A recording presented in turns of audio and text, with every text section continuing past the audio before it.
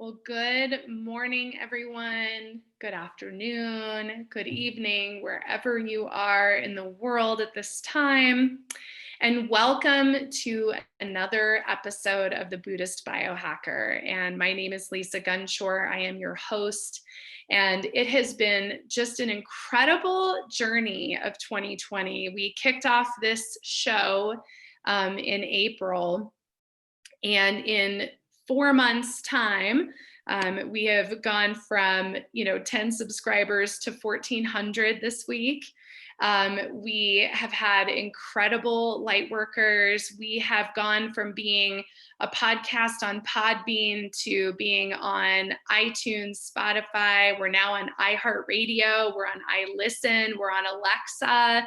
We are just everywhere. And I just feel the light and the ascension support that we are providing. And I was really called, we're going to get started with our show here, but I was really called this morning by Spirit to share with all of you.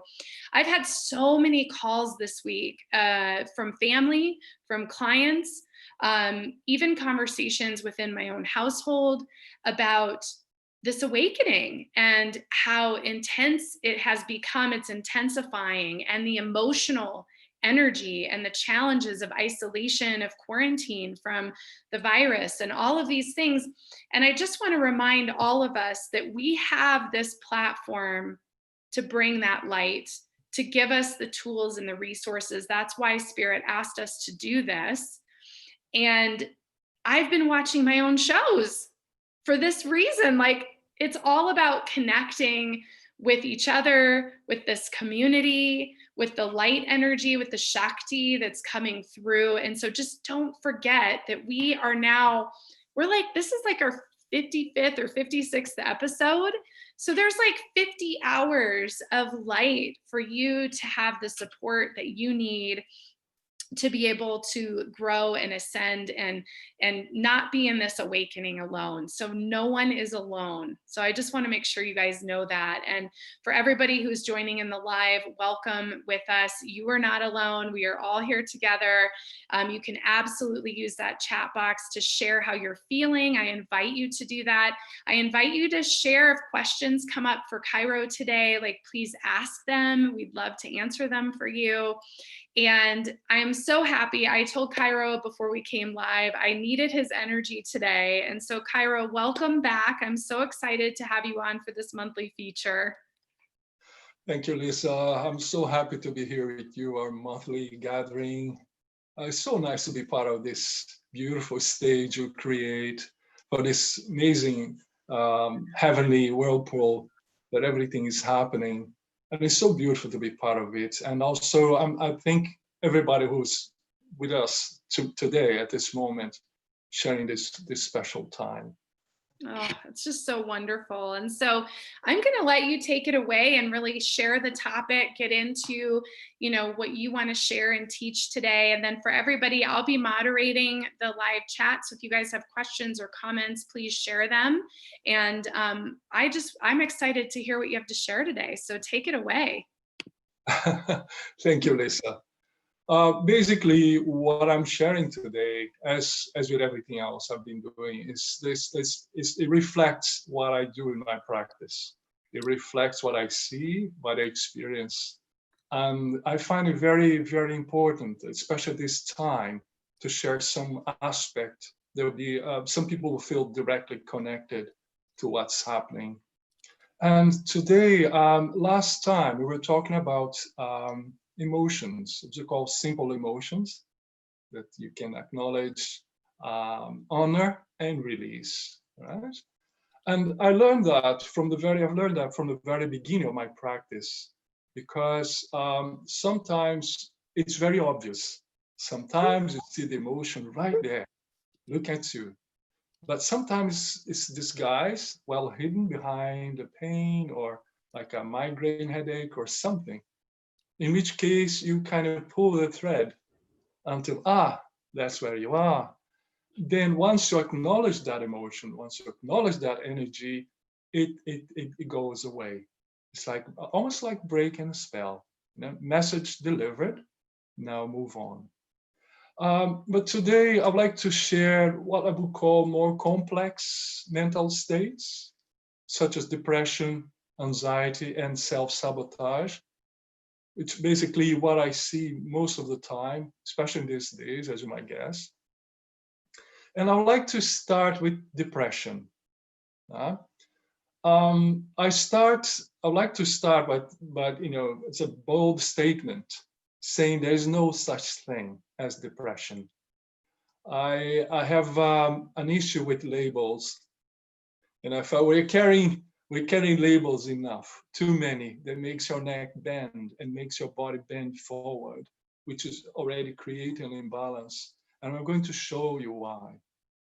Because basically, this depression. Let's use the word depression because everybody can relate to that. It's not a question of being a place. It's not. It's a mental state, regardless where you are, what you're doing.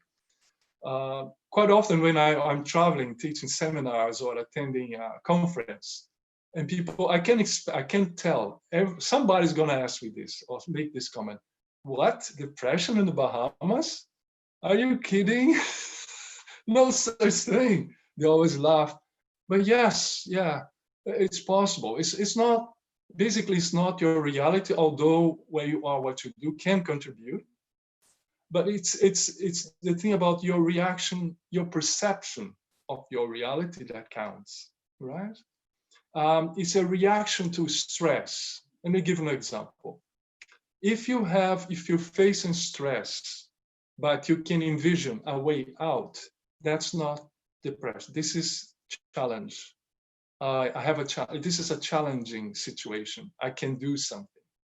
But when you're facing a situation, a stress or a stressor, and there's no way out, then that's when you find depression. That's when you begin to react in a way that's what we call depression. The word, Lisa, that I can come up with, it's very common to everybody's description, is stuck. If somebody's stuck in a relationship or in a location or a situation or work environment. So that is the beginning of what we call depression. Something's not moving. It's a stillness. And it's stagnation, basically. A lack of movement, lack of flow. Right? Just imagine you are in a swimming pool or in the sea with water up to your chest, and you try to walk. You know that you cannot walk too fast. It's too dense, right? So that's the feeling. That's what happens energetically inside our body, right? The Tibetans, they say that the depression, or as with all mental states, they are wind in our heart. So that's the image they use as one of the main reasons is ignorance or illusion. Everything is out there, but if I cannot see it, if I cannot envision or see everything that's happening after that, that creates a sense of stillness too strong that can affect how our body functions energetically. The Chinese say that basically depression is liver qi stagnation. I can be more precise as to say this liver qi stagnation is what we call depression, right? Liver in Chinese medicine is called the army general.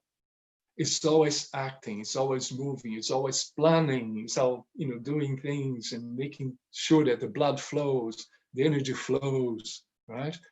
But over time, especially repressed emotions, unspoken words, which is it's amazing. It's unspoken words, the perception of not having a say.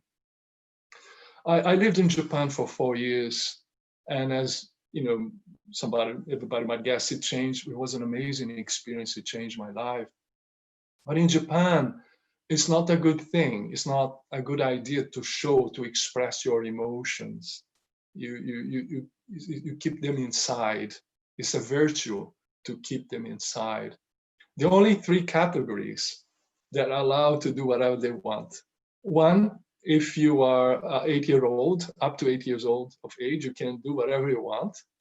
Second, if you've been drinking for a while, it's okay. And the third, if you're gaijin, if you're a foreigner, it's excuse, it's no problem. But they carry this inside, and it's a burden. I don't know, many people know James Clavell, famous book, The Shogun, which is an amazing book, but later on it transformed into a movie. He says something so accurate. He said, the Japanese has three hearts. One that he shows society, a second one that he shows his family, and a third one that he shows only to himself. So basically, there are three layers of guarding, of expression. And this has a tremendous impact on your body, as we're going to see as I start, talking more about this. And one thing that I use on purpose, when I notice that this is going on, or the first time I see somebody in my office, I always ask, how do you handle emotions? And quite often there is a pause, and the person's going to think. And depending, most people, they tend to keep them inside. They think it's not a good idea to share. And that's the beginning. And that's a link connected to the liver stagnation and how things are flowing for you from that, the way you express. And as such, it affects your fifth chakra. We're talking about the fifth chakra, how you manifest yourself, how you express yourself. And the third chakra, which means empowering, the free will. Now imagine, Lisa, and everybody's watching me now. You have the fifth chakra stuck. You have the third chakra not moving, stuck again. And what do you have in the middle? The heart chakra. It's where all the emotions are channeled. All the emotions appear and manifested. So you have this compressing situation that affects how you express your emotion in many ways. So it's not, it has some consequences. One of the first patients I had here in Nassau was a lady. She had Bell's palsy. It's like the mouth twisted. And we started with the working acupuncture and everything. She was making some progress, but it was too slow. Then I decided to do another assessment, talking more, and I found out that she was, I think, the fourth or fifth siblings, a child of a family, have 5 or 4 boys. She was the only girl. Right? In her perception, which what counts is very important. Her parents, especially her father, was a very stern person and never paid attention to what she had to say. He listened to all the brothers, but she thought, especially these are particularly important at meal times. They're all at the table. Everybody could see. In her perception, he would listen to everybody except what she had to say. So this went on for quite a while. Eventually, she got married, and at some point, her husband decided to, I don't remember, to sell a house or buy a house without consulting with her. The next morning, the mouth was like this. Yeah. So this to say that the body is mimicking, their inner physician is mimicking what was going on inside. I don't have a say, therefore my mouth is going to be shut.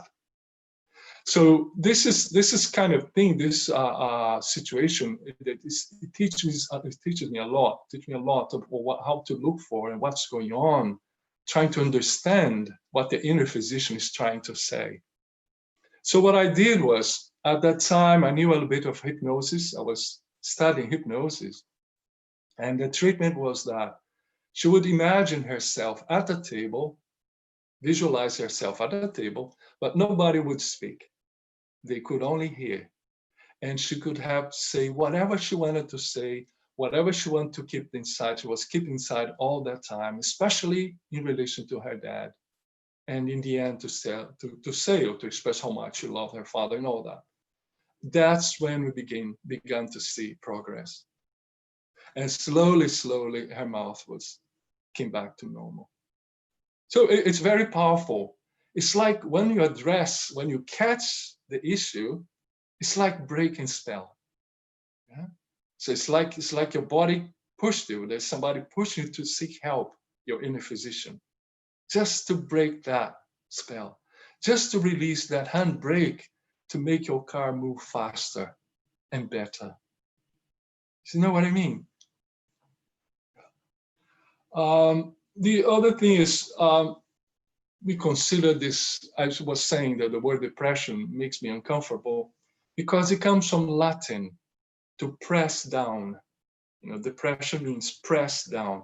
Now imagine you have this already, and then you get this label, depression. So you already pressed down, and you have this heavy label that you carry on your neck saying, I'm depressed.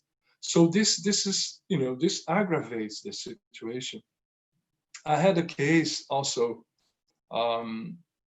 this man, poor man, he came to me, he tried to look cheerful, but you could realize in his eyes he was suffering something. I said, what's going on with you? I say, well, I've been told that I'm manic depressed. So how so? He said, well, I have this tidal dark wave that coming from the stomach, and sometimes it takes over my entire body. And I feel this heavy sensation in my body. And I was told this is manic depression. I look at him, I check for a bit, I give it a pause, I look at him, you know what? Do you know what the Chinese call your case? A running piglet. He laughed. He laughed. There's a running piglet going on. It's just to say that it was the label meant nothing.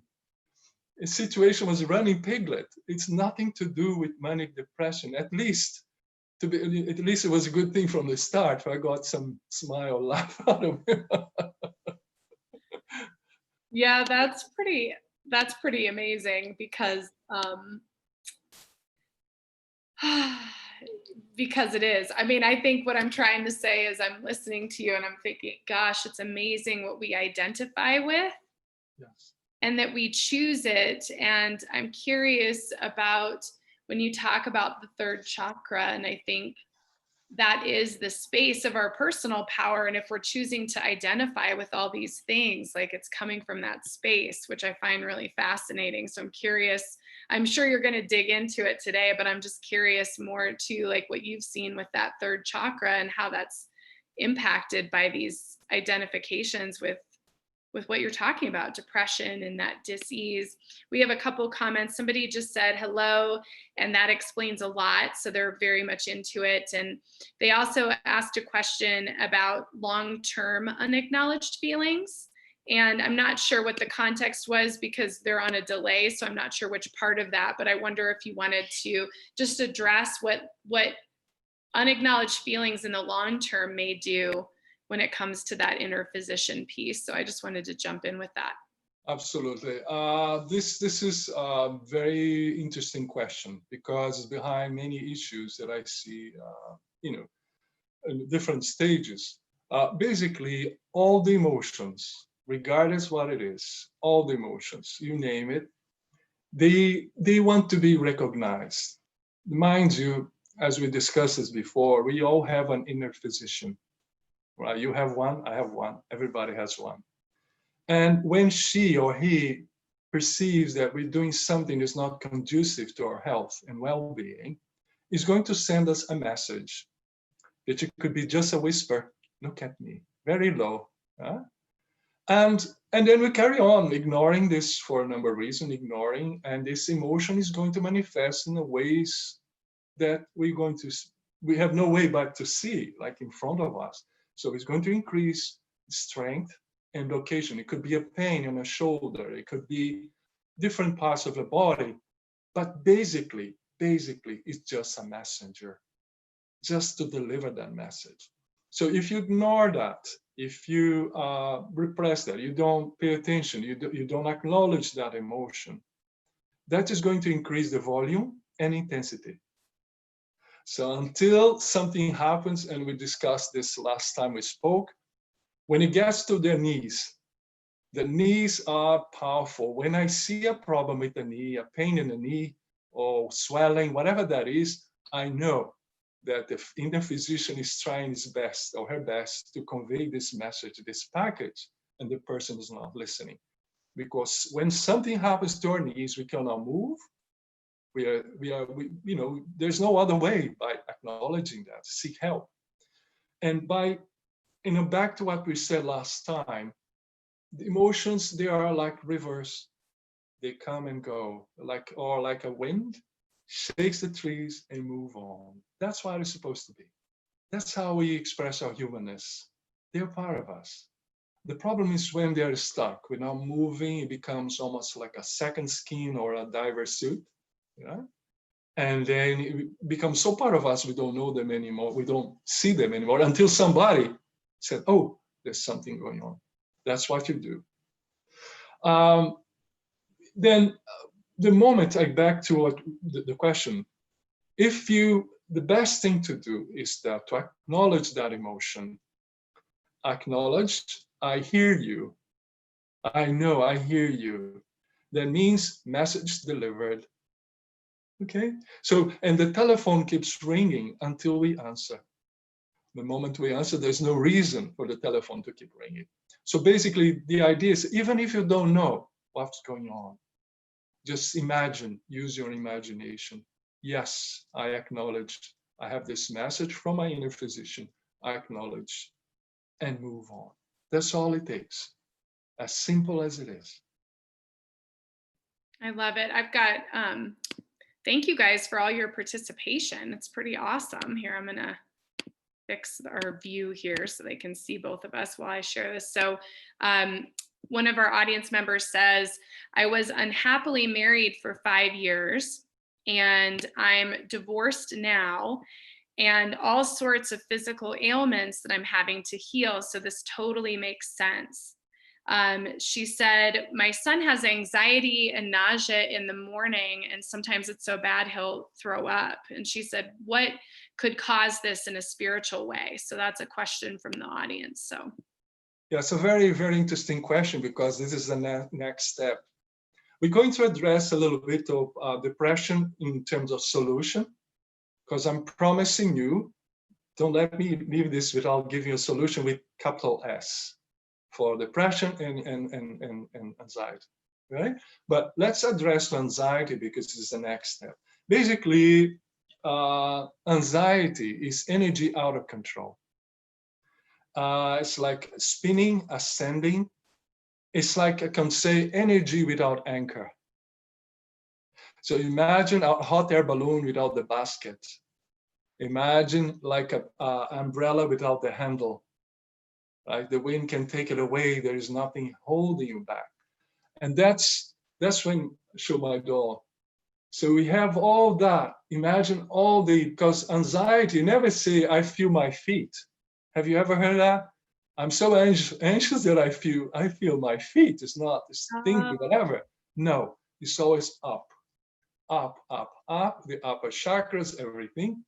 And that's when we go back to what the Japanese were talking about all this time, about the hara, the center, or we could always say the third chakra or whatever. This is our grounding. This is our center. This is our core. This is where we need to have our anchor. Because the moment we anchor there, that's no more reason for the energy to be around. So one of because what happens, I'm going to describe in detail, is that the upper part of the body, from the diaphragm up, this is the most energetic part of our body. It's called upper heater. We have the middle heater with this digestive system, right? And the lower heater that is from the urinary tract, from the pubic bone down. The upper heater, this lots of fire, it's represented by the heart. There's the heart energy, which is fire element. And the lower one is the kidneys. It represents the water element. So in normal circumstances, the water, the kidneys, is supposed to control the fire here, and to hold the fire, right?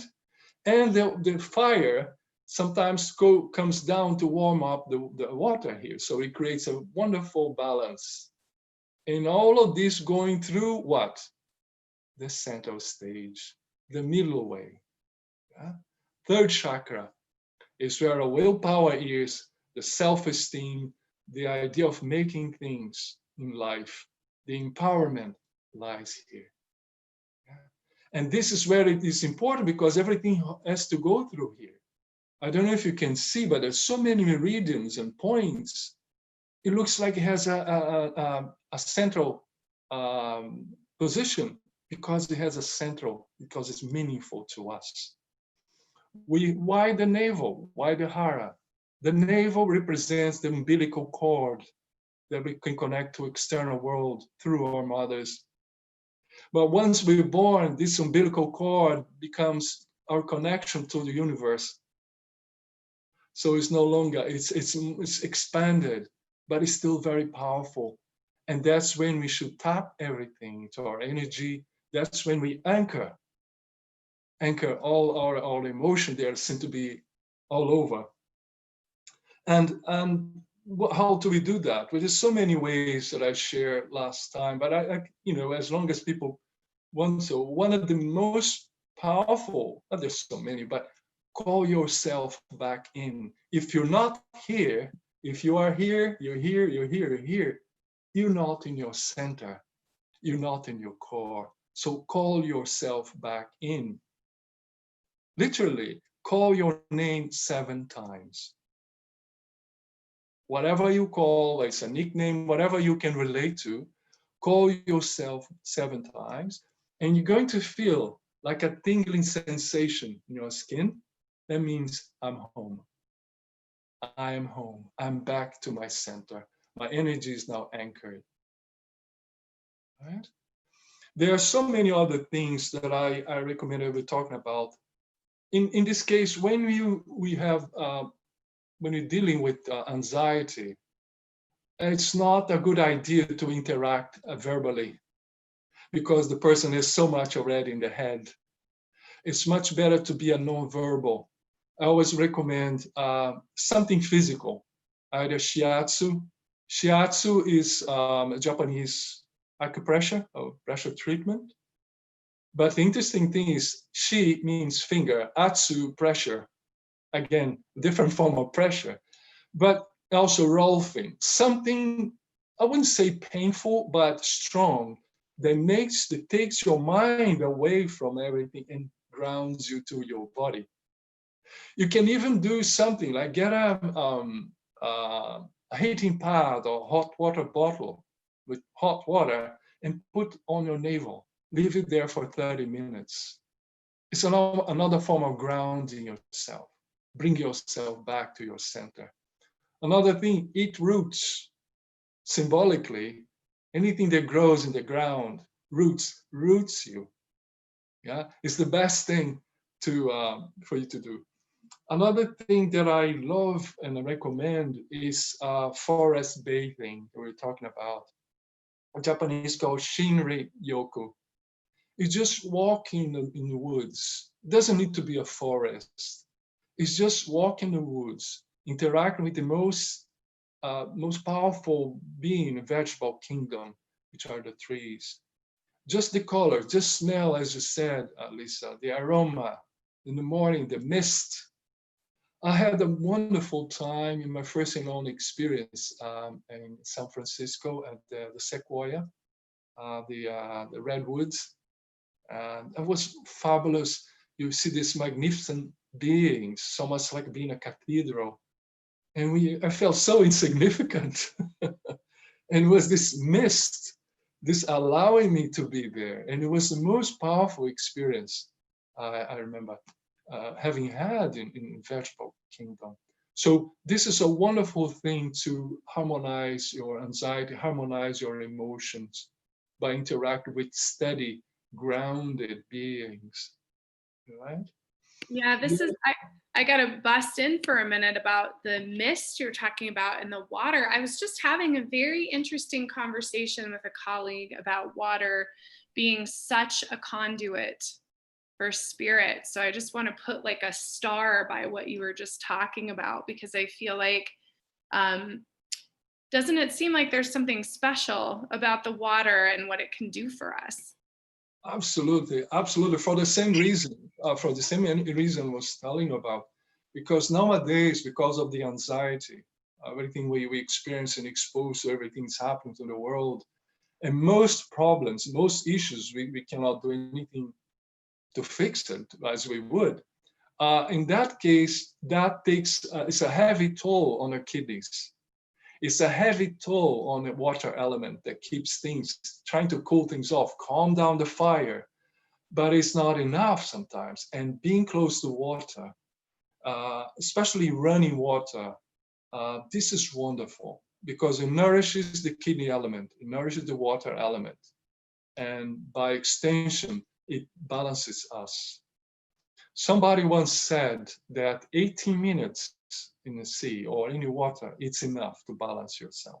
I don't know how they calculated. This has come from the Ayurvedic tradition, but say if you spend some time in water, that's enough to balance your system. This is very beautiful. Thank you for reminding me, Lisa. Beautiful, beautiful. And somebody, the gal with the question said, or I guess I don't know if it's a guy or a gal, but they said that they liked that. That was super simple, like what you were explaining. So I just wanted to share so you guys can keep those questions coming for sure. So. Yes, basically what I try to convey is that things don't need to be complicated. I would say the best solution, one of the best ways of working with emotions, whether it's depression or anxiety, is within our hands, is within our reach, literally. Let me rewind the tape a little bit. I think I shared last time I was talking about Mudras, the book I wrote about the Mudras, right, when I was in Ladakh. It's basically, if you look at your brain, like you have a section of a cortex, you realize that the space allocated for your hands, to your hands, is huge, it's very large, especially for your thumbs. If you compare the amount for arms, legs, lips, etc. But comparatively, the space that's dedicated to our hands, that means our brain consider our hands very special. That's the logical thing. Look at the babies. When they're still in the cradle, they seem to be mesmerized by the movement of their fingers, aren't they? They keep looking at their fingers moving. And the scientists realized that the moment we started using our thumb, there was a huge leap in our development, the brain development, right? Now, one of the main things that I recommend for any form of emotion that's out of control, whether it's depression or anxiety, is creativity. But the moment you have this in your hands, so you cannot change the world, you cannot change your environment, but you can create. This is as far as we can do, because that brings us close to what? The source, the creation. We are children of the creator. Therefore, it makes us creators as well. And that's the most empowering form of dealing with emotions that are out of control, the world that escapes our control, is creating ourselves. It doesn't matter what it is. In Japan, people have some emotional issues, especially anxiety. They are encouraged to do something with their hands, either pottery, working with paper, whatever you want to work with, flowers, flower arrangements.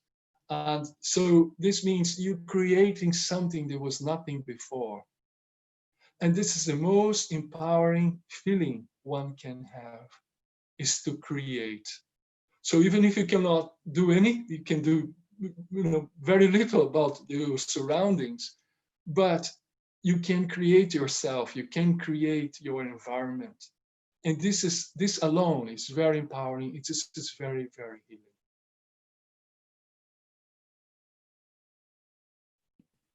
So beautiful. I love it. We don't have any new questions yet, so I think you can keep going.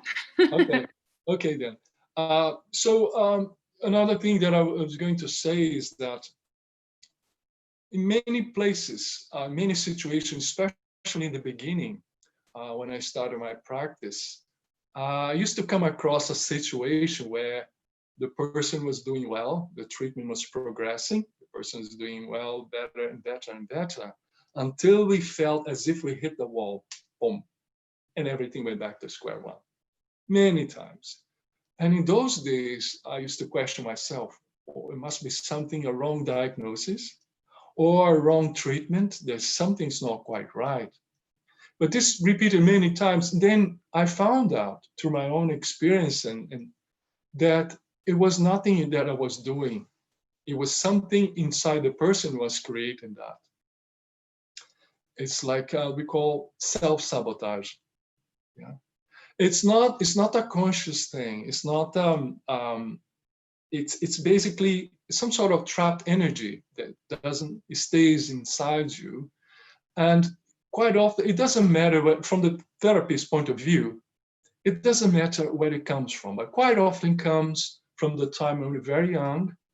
We go to school, and our filters are very small or non-existent, and we hear things. You're a bad boy. You have big ears. You're not very intelligent. Somebody angry, or somebody said that, but we record that as true, and this is carefully stored in our subconscious mind in a capsule. But since we need to go on to carry on through life, this is kept in a capsule, right? As you my guess, keeping a capsule requires energy. It's tight there. But later on in life, when something rocks the boat, you have an accident or trauma, or especially pregnancy that takes a lot of the body and the ladies, something makes this, the body says, I can no longer hold this. And then the capsules break, and then the issue comes. But it comes in a very insidious, very subtle way. And the word for that is deserve. Yeah. I can guess right away if I ask somebody I suspect is being in this situation, or I can do it right away, a test in the very beginning to know, to certain if this issue is there, this program is there, I know that sooner or later I'm going to be facing down the line, right? But before we get to that, I was once in Findhorn, Scotland, that community, a spiritual community. And there was this lady, she came to me, she knew that I had studied in Japan. And an acupuncturist said, I have asthma. I have this chronic asthma, and it's terrible. I don't know where it's going to happen. It makes me feel very insecure. Can you help me?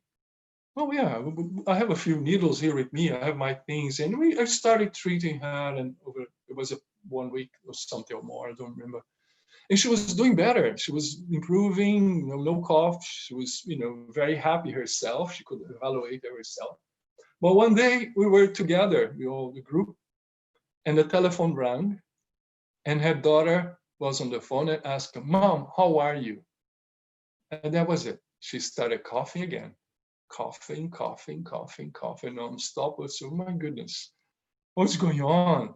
They want to finish there. So tell me about your child. Let's go deeper now. That's when I found out that she had many siblings. She was one of them. And her parents, in her view, which is most important, never paid attention to what was going on to her. Never paid attention to her at all, unless she had an issue, unless she had a cold, unless she had, some digestive issue. What the subconscious mind created? Asthma. Because she knows that by having asthma, by having something, people pay attention to her. She could be visible. So that was very obvious when her daughter said, how are you? Yeah? So that came to the fore. So basically, nowadays, I do a test. I do some kinesiology or check the pulse and ask the person to say, I deserve to be happy, or I deserve to be healthy, and check the pulse, it changes the quality immediately. Just that word, deserve. And for the same reason, same form, it's when we go through a treatment, when I show that this is going on, because that's another thing about self-sabotage. Once you find out, oh, is that what it is? Is that what it comes from? Again, it breaks the spell, right? So then I test again. If the person reacts well to the word deserve, I deserve to be happy, I deserve to be healthy, then the spell is broken. Then we have this situation. I tell, imagine that you are in the middle of an invisible line, right? You have behind the line and in front of the line. Behind the line is the time that was just before you came to see me today, before you came to this office. And this, everything that's happened, there's no energy anymore. Everything is already, all the gifts is already built in you. You are this mosaic of experience of energy, but everything else is gone. Now it's just ashes. We're going to focus on our one is forward, forward. So everything is going to be different. And that it's amazing, Lisa, what happens. Because once you know that, once you disconnect from that, the program, your body catches up. It's if like almost like you've been holding your car, driving your car with the handbrake on, pressing the accelerator, and it would move as well. And the moment you release it, your body wants, your car wants to race, you want to drive fast. Similarly, that's what happens. The liver energy starts spinning as if in order to catch up with things. I love that. And I can feel that. And I feel like it's happening during your conversation for all of us. I know for me, but I'm certain it's happening for everybody who's watching, no matter when you're watching this, whether it's now live or later. The potency of what you were describing, of just like everything is gone now that's behind. Like I really feel that in this moment, like as you're talking about it. So I hope for those of you who are watching, share if you're having that experience. But that's really powerful, Cairo. I mean, it's really a powerful way to bring you into the present experience, which, as we know, is where we create everything anyways. Yes, that's a very interesting thing, what you're saying, what you're saying about we are creators and we create things. And you can imagine that emotion only exists because I created it. If I weren't here, there would be no emotion. That puts me automatically to the category of a creator. So, and creator seems, or at least seem to be stronger, or by definition, more powerful than the creation. So the same way you create this, you can, eliminate that. It's no longer there. And it's quite often what the Tibetans say, it's illusion. Everything is illusion. What we see is illusion. Yeah. If only you could see behind the clouds, there's a beautiful sun shining, beautiful. It's just a cloud. And there's something else that I like to convey. We're coming to an end, but it's something that I see much needed this world, is self-compassion. We always talk, the Tibetans are very good at that, talking about compassion. This is what makes me, I love Tibetan medicine because they have this knot higher, which is compassion, that is transferred to everything they do. As we were sharing last time, from the moment they go out in the fields, the moment they start gathering the plants, there's always a chant, there's always a mantra to infuse that in powerful compassion, powerful messages, that when somebody's going to take that potion, take that remedy, is going to have that energy inside. And most of it is about compassion. But I think the thing is, it's desirable. It's a very desirable state. It's very desirable to be compassionate towards people, but also very important to be compassionate to ourselves. Self-compassion. It's like it's the ability of turning all the acceptance, all the love, understanding inwards. You have all these gifts to give, but then you give to yourself, give inside. And it's not an act of indulgence or self-pity. It's nothing like that. It's just by self-compassion. It's like being grateful, acknowledging this vehicle, to be more precise, our body, our temple that's been here for us all this time, doing best it can. And it's not a question of, being judging, you bad, you bad. No, the body, this experience is doing the best it can with what it knows. If only it could listen. And by showing signs of self-compassion, it's like you caressing your body. Yeah, thank you so much for everything you're doing for me, in spite of me, and in spite of myself. And by showing this sign of self-compassion, it's enough to heal most of the emotional issues, even more complex ones. And I would like to share this with everybody, leave this with you and everybody. One way of showing this, you can do whatever, there's so many, you can be creative, but I normally recommend is to at a bedtime or at time maybe by yourself. Just get hold of essential oil, like a lavender, for instance. It's very, very soothing. You mix it with some coconut oil, olive oil, and just rub your tummy clockwise around your navel. And as you do that, you express your thankfulness, your appreciation, your self-compassion. Thank you so much for what you've been doing. I can't thank you enough. And just keep doing that. And what comes to you afterwards, your body understand there is this element of self-esteem. And in exchange, you're going to get amazing things happen to you. And it's all it takes. And this is enough to heal most of the problems, especially emotion-related problems. That's such a great practice. Like, I feel soothed just talking about it.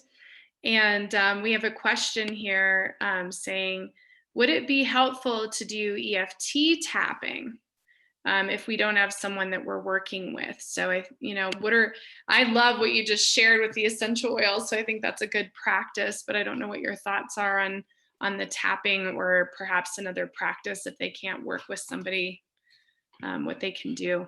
Yes, emotion freedom technique. I'm aware of emotional freedom technique from long time ago.